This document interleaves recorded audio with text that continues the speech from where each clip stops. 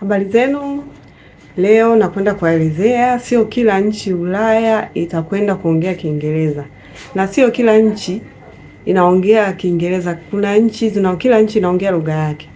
Kwanza kabla ya kusikiliza hapo, bonyeza alama imeandikwa subscribe, share, like, comment, share kwa wengine ili uweze kujifunza vitu vizuri. Ujue sio kila nchi Ulaya inaongea Kiingereza. Kuna watu wanakwenda kujifunza labda Kijerumani, wanajifunza kinini, lakini ujue kwamba kila nchi ina lugha yake. Ufaransa wanaongea Kifaransa, kama unatamani kwenda Ufaransa kajifunze Kifaransa. Unatamani kwenda Ujerumani, kajifunze Kijerumani. Unatamani kwenda Ulaya, Marekani, Uingereza, nenda kajifunze Kiingereza. Unajitamani kwenda Poland, kajifunze Polish. Kila nchi, Norway kuna lugha yao. Yaani kuna nchi za hizi Schengen, kuna nchi za Scandinavia pia wana lugha zao. Kwa hiyo uta Google huko utaangalia, je, nakwenda nchi gani, natakiwa nijifunze lugha gani? Kiingereza sawa kipo, lakini nchi nyingi za Ulaya kama Ujerumani utamkuta mmoja sana anayeongea Kiingereza. Huwezi kujifunza Kiingereza ukaingia Ujerumani, ni ngumu. Au huwezi kujifunza Kiingereza ukaingia Norway, ni ngumu. Sio kila mzungu unayemuona anaongea Kiingereza. Wazungu wengine hata Kiingereza hawajui, hata salamu hawajui.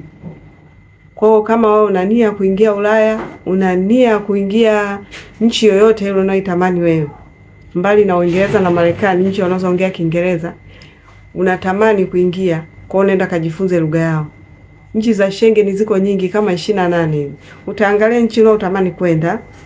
Kama unatamani kwenda Romania, kuna nchi ziko nyingi sana. Kwa hiyo unaweza kaangalia lugha gani unajifunza, kisha na wewe utakwenda kujifunza. Uweze ukajifunza labda Kiingereza ukatamani uingie labda Ufaransa, ni ngumu. Uweze ukajifunza Kiingereza ukatamani uingie Ufaransa, hiyo ni ngumu.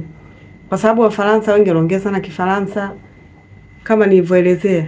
Kwa hiyo kama una nia ya kuingia Ulaya, nchi yoyote unayotamani kwenda, kaangalie lugha gani unaojifunza wewe, utakwenda kusomea hapo na utakwenda kujifunza. Kwa mfano kama Kijerumani, kuna sehemu nyingi tu wanafundisha Kijerumani. Sijajua lugha zingine, ila Kijerumani kuna sehemu nyingi. Hapo Goethe Institute wanafundisha, iko Posta huko, iko Upanga pia wanafundisha. Kama sikosei ni 700. Kozi moja unaweza kujifunza 700. Kuna A1, A2. Yaani A1 utatoa 700. Ukimaliza ukiingia A2 utatoa tena 700. Utaingia B1 na B2. Kwa hiyo kama una nia hata kuingia Ujerumani, kajifunze. Ujerumani pia kuna Ujerumani, Poland, yani hawaelewani sana. Lugha zao wanaelewana, yani zinaingiliana kidogo sana. Kuna Ujerumani, kuna Poland, kuna Austria pia zinaingiliana, lakini sio ile sana. Kwa hiyo kama una nia kujifunza lugha, angalia ni nchi gani utakwenda, kisha uende ukajifunze lugha. Sio unakurupuka tu uende ukajifunze Kiingereza ukaingie nchi fulani, hapana. Kwa hiyo angalia nchi unayotamani kwenda, kaingie ukajifunze lugha yao. Pia unaweza ka download, kuna moja inaitwa Duolingo. Hiyo Duolingo inafundisha lugha zote. Kuna sehemu pale unalipia, unaweza kujifunza lugha zote, mpaka Kichina kipo pale, mpaka Kikorea kipo, mpaka Kiswahili kipo. Kwa wale ambao hawajui Kiswahili unaweza kujifunza pale. Hii Duolingo ni nzuri sana, inafundisha vibaya mno. Mwanzoni utakavyoingia inakuwa kama haulipii.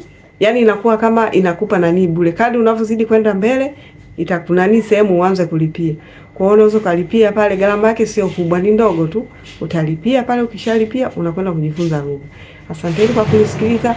Najua mmenielewa. Bonyeza alama ya subscribe hapo, bonyeza alama ya kengele, endelea kufuatilia video zangu kila siku. Share, comment, like, share kwa wengine ili waweze kujifunza vitu vizuri. Asanteni kwa kunisikiliza.